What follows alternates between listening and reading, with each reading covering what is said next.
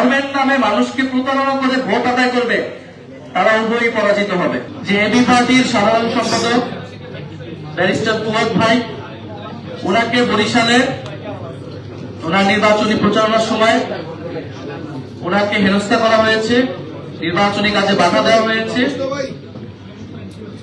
এবং লক্ষ্মীপুরেও আসম আব্দুর রব, ওনার যে নির্বাচনী আসন, সেখানেও ওনার স্ত্রী তানিয়া রবের যে নির্বাচনী প্রচারণা, সেখানে বাধা দেওয়ার চেষ্টা করা হয়েছে, অফিস ভাঙচুর হয়েছে।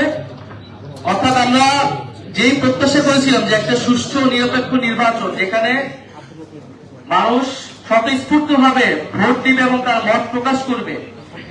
আমাদের নির্বাচনী সংস্কৃতিতে যে আমরা দেখেছি যে ভোট কেন্দ্র দখল, জবরদস্তি এবং একটা আধিপত্যমূলক এবং ফ্যাসিবাদী আচরণ করা হয় রাজনৈতিক দলগুলোর পক্ষ থেকে, সেই আচরণ কিন্তু আমরা দেখতে পাচ্ছি যে শুরু হয়ে গিয়েছে। আমরা বলবো যে এই প্রক্রিয়ায় দেশ চালাতে গিয়ে, নির্বাচন করতে গিয়ে কিন্তু একটা দল এই দেশ থেকেই বিতাড়িত হয়েছে।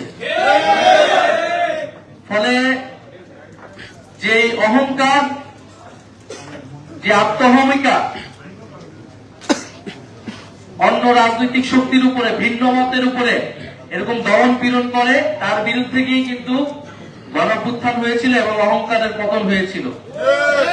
ফলে এই বাংলাদেশে যদি কেউ মনে করে যে আগামী নির্বাচনে দায়ের জোরে দখলদারিত্বের মাধ্যমে নির্বাচনে তারা ভোট আদায় করবে, অথবা ধর্মের নামে মানুষকে প্রতারণা করে ভোট আদায় করবে, তারা উভয়ই পরাজিত হবে। আমরা মনে করি বাংলাদেশে যে তারুণ্যের শক্তি, পরিবর্তনের শক্তি উত্থান ঘটেছে, তারা জনগণ তাদের পক্ষে থাকবে।